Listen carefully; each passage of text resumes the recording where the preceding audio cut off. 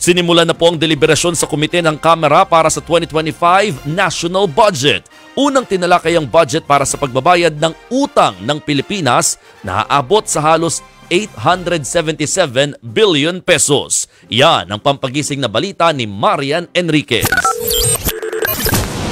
Sa pagdinig ng House Committee on Appropriations sa panukalang 6.35 trillion peso national budget para sa taong 2025, unang sumalang ang Development Budget Coordination Committee na binubuo ng economic managers ng administrasyon. Dinipensahan ni Finance Secretary Ralph Recto ang pondo para sa pagbabayad ng utang ng Pilipinas. Halos 877 billion pesos kasi ang ilalaang pondo sa 2025 budget para sa pambayad ng utang. Sa unang tingin, tila napakalaki ng ating utang na umaabot ng trilyon.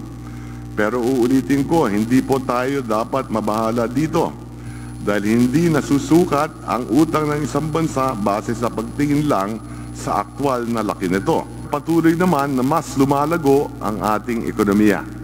Ibig sabihin, kayang-kaya natin bayaran ang ating mga obligasyon. Dagdag pa ni Recto, binabayaran din ngayon ng bansa ang mga inutang noon pang pandemya. Kung noong 2019, nasa 7.7 trillion pesos ang utang ng bansa, halos dumoble ito at umabot ng 13.4 trillion pesos matapos ang Administrasyong Duterte. Ang Makabayan Bloc naman muling nagbabala sa lumulobong unprogrammed appropriations na tinawag nilang Presidential Super Pork. Ito yung mga programang mapopondohan lang kung may sobrang kita ang gobyerno o pondo na mula sa foreign grant. Para sa 2025, nakalagay sa National Expenditure Program na nasa 157.8 billion pesos ang unprogrammed appropriations, pero posible pa raw itong lumaki. Kung babalikan kasi ang 2024 General Appropriations Act, ang unprogrammed appropriations umabot ng 731 billion pesos mula lang sa halos 282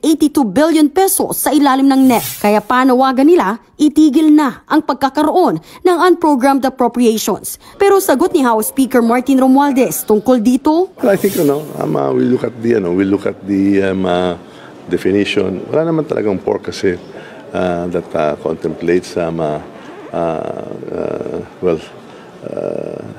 amendments or post enactment of the budget, di ba, na makakaroon ng pagbabago-bago. Wala naman dyan.